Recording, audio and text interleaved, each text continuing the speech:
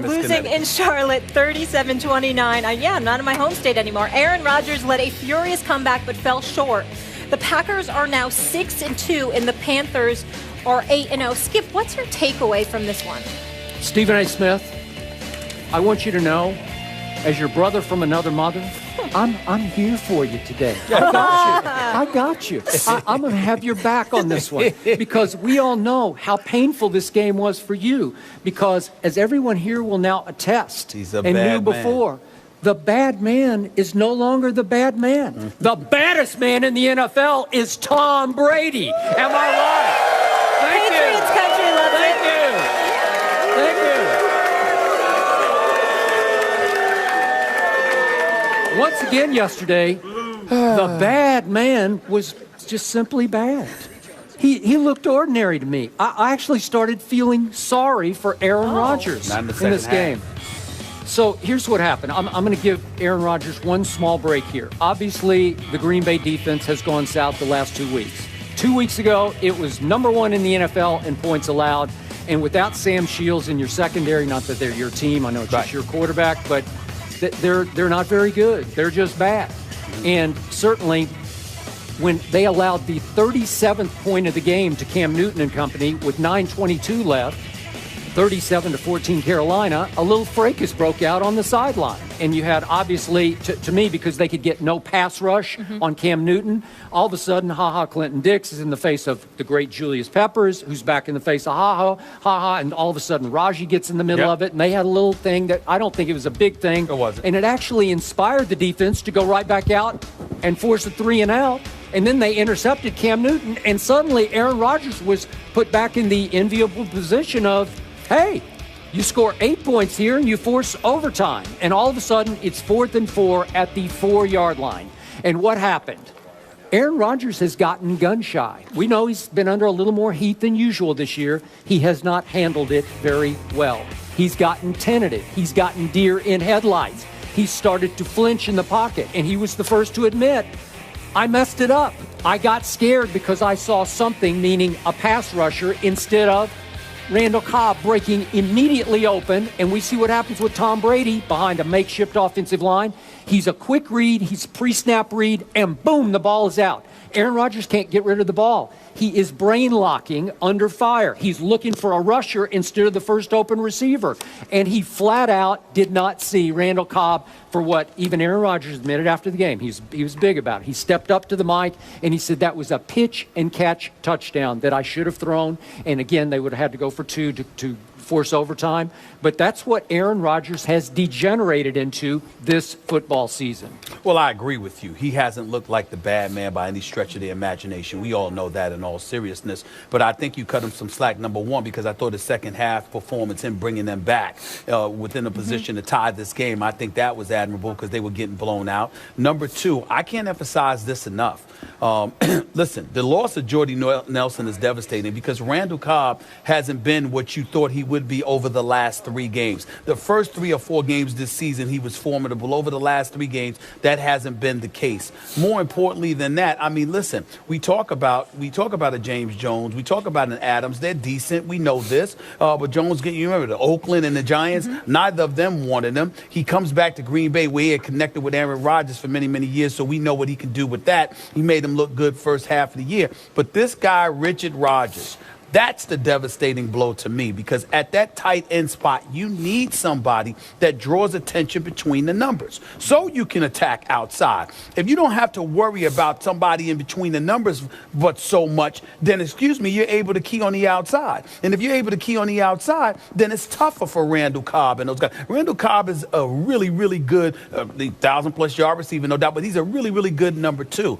He's not necessarily a number 1, but he's the best receiver that you have. And when you've got to throw outside the numbers and you're not drawing any tension between the numbers, I think that inhibits you to some degree. All of a sudden, Eddie Lacy wasn't running the ball effectively as well. Lacy and Starks were supposed to do the job. So there are things going around, and the level of protection that Aaron Rodgers was getting from time to time wasn't there. Now, he can't be absolved because at the end of the day, he's that bad man for a reason. I've seen him play better under equal amount of duress. So I'm not making an excuse. I'm just simply acknowledging, let's be clear about something here.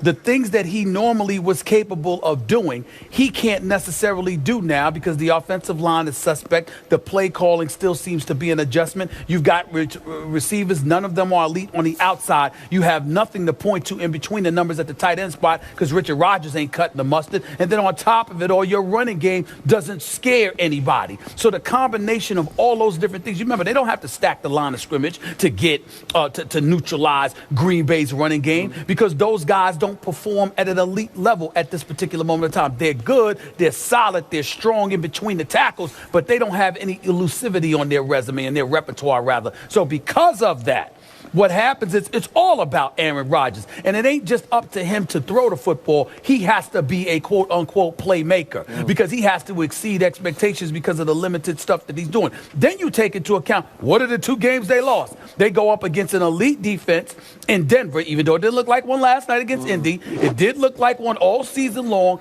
through the Green Bay game, okay? And then the offense is stockpiling 500 yards against the Green Bay's defense. And then you follow up the Denver defense with the Carolina defense. I mean, these are 2 of the better defenses in the NFL. It ain't like Aaron Rodgers just woke up one day and was going up against the Giants or Rob Ryan's New Orleans Saints. He was going up against Denver and then Carolina. And the opposition was going up against Green Bay, who I told you their defense was suspect. Sam Shields being without them is a devastating loss because they ain't that good with him there. So you know they ain't going to be that good with them with him going. And Clay Matthews, how about getting that Cam Newton? That ain't happened yesterday. So all of those things being considered, Aaron Rodgers had the deck stacked up against him. He didn't respond the way that he's capable of responding. He's lucky because he's got a bye week next week. I'm talking about the Detroit Lions. That's a bye week, in case y'all didn't know. It's a bye week. So the point is, he'll be just fine. He'll be just fine. They'll get right on track, and things will be okay. But at this moment in time, I don't think you can ignore the fact that Denver and Carolina with 2 defenses that he was going up against, and their defense didn't show up in either game. Okay, but at Denver, he threw Aaron Rodgers for 77 yards. 77 yards. I watched Andrew Luck, as bad as he's been, pick apart that Denver defense in Indy. But wait a minute. You can't go by that because let me tell you this. And I don't want to get into that because we're going to touch on that a little bit later on in the show. But we saw some of the changes Indy made. But let's be clear about something. And Denver came in there ill-prepared last night. And we'll talk about that a little bit later on in the show. But Aqib Talib and Chris Harris, with T.J. Ward back there with them, too, at one of the safety spots. I mean, this secondary in Denver is elite. Didn't look that way last night. But for the most part, they've been elite all year long up until last night. And Aaron Rodgers, I dare say he hasn't had a lot to work with. So I'm going to ask you this question that I asked you again last Thursday, I think it was. Yep. Is it possible we're seeing that Jordy Nelson made Aaron Rodgers more than vice versa? No, I don't think it is. I think that what happens is that Jordy Nelson helped make Randall Cobb. Jordy Nelson helped make whatever tight end was playing for them. Jordy Nelson helped Lacy run for over 1,000 yards because the combination of those, when you've got an elite deep threat receiver, it's just, I'll give you a perfect example, Skip. You and I, who do we talk about? We haven't seen him this year because he's not been healthy. Remember how we used to rave about Deshaun Jackson? When he was with the Philadelphia Eagles and then he went to the Washington Redskins.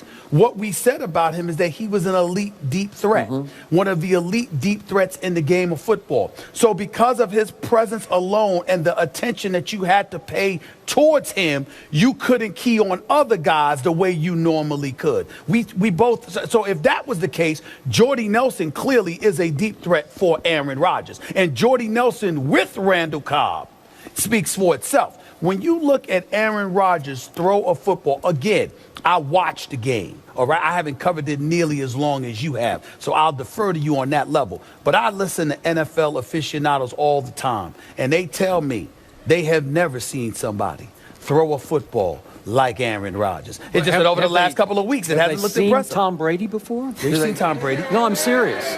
Wait a second. Well, we're going to get there. Well, does Tom Brady have a deep threat? I haven't seen one this year. I've been watching. I'm waiting for a deep threat. I don't see one. What you're doing is you're doing Molly's job because you don't want me to go to that subject yet. We're going to Tom Brady next, are we not? After commercial? Are we not doing that? Or you want to bring it up now? Because we could go there now. I was enjoying it right now, actually. All right, now we can go there now. You want to go there now? Let's go there now. Yeah. Let's go. No, let's stay on topic. Okay? He's trying to sit up there and speed up the subject and change it. I mean, I'm ready just to go. pointing out we something. can go there. You're saying Aaron Rodgers doesn't have a deep threat to make all that. We're surrounded by these wonderful servicemen and women. You think that everybody here loves Tom Brady. We can discuss Tom Brady. Let's go. I don't know that anybody loves Tom Brady here, do they? We are in Massachusetts, but We can do that. We can do that. We can do that. I will acknowledge, he does look sharp in those suits when he's walking in the court. I think he looks sharp in the pocket. That's where I think he looks sharp. No, I'm just saying. Yeah. I'm just saying. I agree on both those subjects. So now the Vikings tie the Packers at 6-2 atop the NFC North. Shells, relax, don't worry about it. Oh, by the way, we don't even know if Teddy Bridgewater is going to be playing next week. Oh, we're going to get into that because Mike Zimmer was hot, and we're going to get into that whole subject.